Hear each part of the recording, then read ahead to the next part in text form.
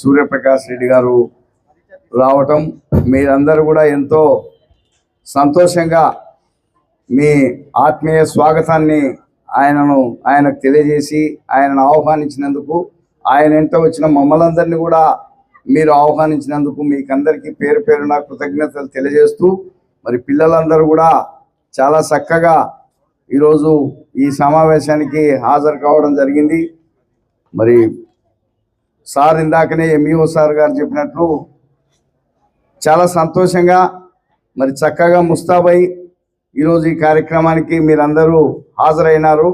ఎందుకంటే నిన్న మొన్నటి నుంచి ఈ తల్లికి వందనం కార్యక్రమాన్ని మన రాష్ట్ర ప్రభుత్వం, మన ముఖ్యమంత్రి చంద్రబాబు నాయుడు గారు, మరి అదేవిధంగా మన విద్యాశాఖ మంత్రులు లోకేష్ బాబు గారు మన తల్లుల అకౌంట్లో 13,000 రూపాయలు, మీ స్కూల్ అకౌంట్లో 2,000 రూపాయలు మరి జమ చేయడం జరిగింది. ఇది మన ప్రభుత్వము, మన రాష్ట్ర ప్రభుత్వము విద్యకు ఇస్తున్న ప్రాధాన్యతను దీన్ని బట్టి అర్థం చేసుకోవచ్చు. గతంలో కూడా ఇచ్చినారు, కానీ ఒకరికి మాత్రమే ఇవ్వడం వల్ల మరి విద్యార్థులు అనేక ఇబ్బందులు పడినారు. ఎందుకంటే ఇంట్లో 2-3 చదువుతుంటే ఒక్కరికి మాత్రమే అది వర్తిస్తే మిగతా ఇద్దరు ఎవరిని బడికి పంపాలా, లేకపోతే ఎవరిని ఇంటి దగ్గర పెట్టుకోవాలని తల్లిదండ్రులు సందిగ్ధంలో ఉండేవాళ్ళు. ఆ సందర్భంలో ఎక్కువ ఆడపిల్లలకి ఎందుకులే చదువు, మరి మగపిల్లలనే చదివిద్దామనే ఆలోచనలు కూడా చేసిన సందర్భాలు, అట్లాంటి కుటుంబాలు అనేకం ఉన్నాయి.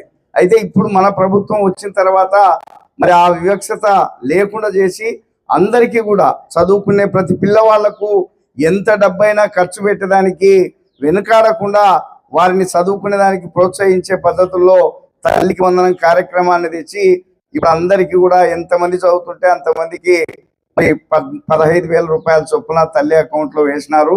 కాబట్టి దీని అందరం కూడా మన అందరం మరొక తూరి చప్పట్లతో మన చంద్రబాబు నాయుడు గారికి, ముఖ్యమంత్రి గారికి, అదేవిధంగా లోకేష్ బాబు గారికి, అదేవిధంగా మన ప్రియతమ నాయకులు మన ఎమ్మెల్యే గారికి చప్పట్లతో మన హర్షాతిరేకాలు మరి తెలియజేయాలని కోరుతూ, మన ఎమ్మెల్యే గారు కూడా మీకందరికీ కోట్ల సూర్యప్రకాష్ రెడ్డి గారు, కోట్ల విజయభాస్కర్ రెడ్డి గారు, కోట్ల సుజాతమ్మ గారు, వారందరూ కూడా పేదల చదువుకు చాలా ప్రాధాన్యత ఇచ్చిన కుటుంబం కోట్ల కుటుంబం.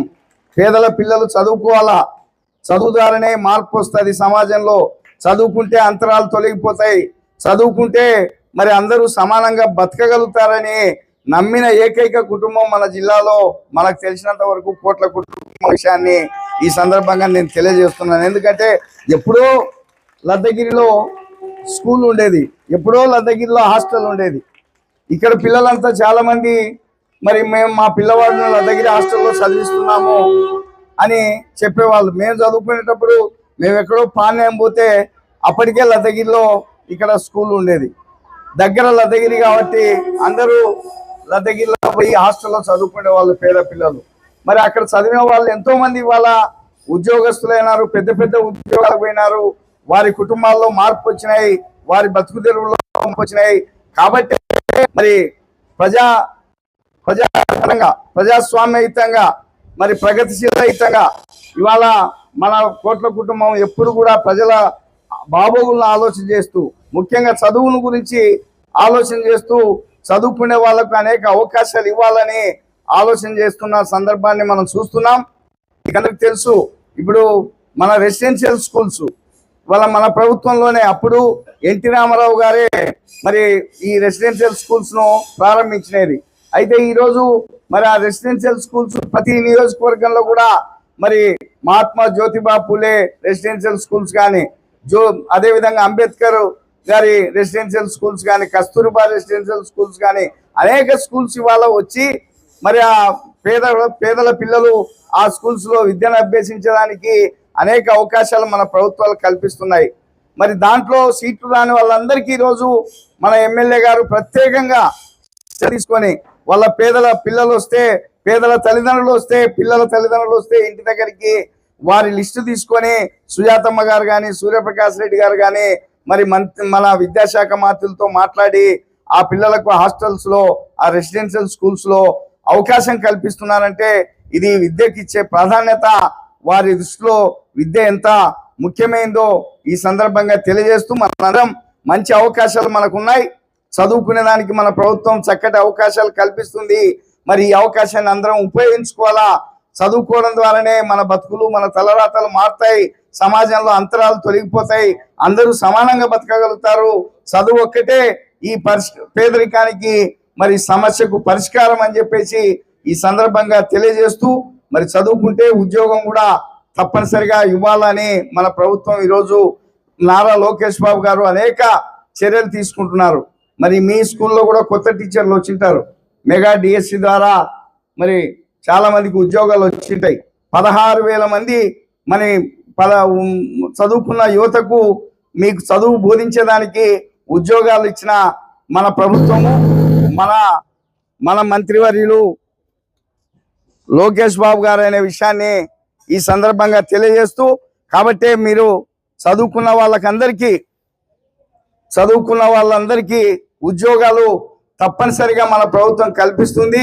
అవి ప్రభుత్వ ఉద్యోగాలు కావచ్చు లేదా ప్రైవేట్ రంగంలో కావచ్చు, ఎంత పెద్ద ఉద్యోగాలైనా మన ప్రభుత్వం తప్పనిసరిగా ఇచ్చే అవకాశాలు కల్పిస్తుంది. ఇక్కడే కాకుండా దేశ విదేశాల్లో కూడా, అమెరికాకు కూడా మన పిల్లలు పోయి అక్కడ ఉద్యోగాలు చేస్తున్నారంటే అది మన ప్రభుత్వానికి, మన ముఖ్యమంత్రి చంద్రబాబు నాయుడు గారికి ఉన్న దూరదృష్టి. ఎందుకంటే ఐటీని, టెక్నాలజీని డెవలప్ చేసినది, టెక్నాలజీని పరిచయం చేసినదే మన ముఖ్యమంత్రి చంద్రబాబు నాయుడు గారు.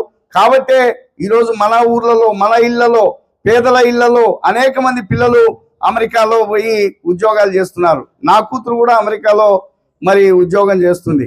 ఈ ఊర్లోనే చదివింది. ఈ ఊర్లో చదువుతూ రాష్ట్రంలోనే 5వ ర్యాంకు, స్టేట్ ర్యాంక్ అప్పుడు వచ్చింది మా కూతురుకు. మరి అట్లాంటి పిల్లలు చదువుకుంటే ఎంత దూరమైనా పోవచ్చు.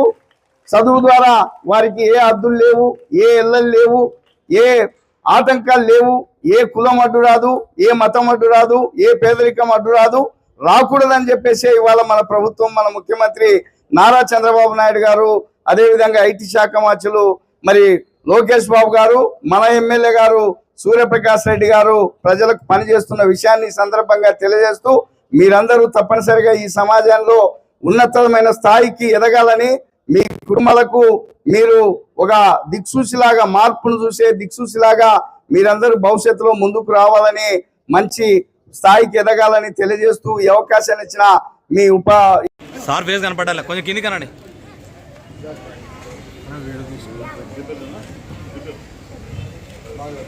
Okay sir. Thank you sir. Last year thank you sir. Next రండి మా, తొందర రండి, ఒక్క రండి. కొంచెం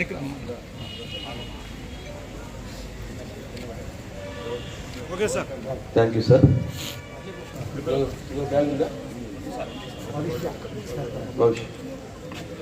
థ్యాంక్ యూ.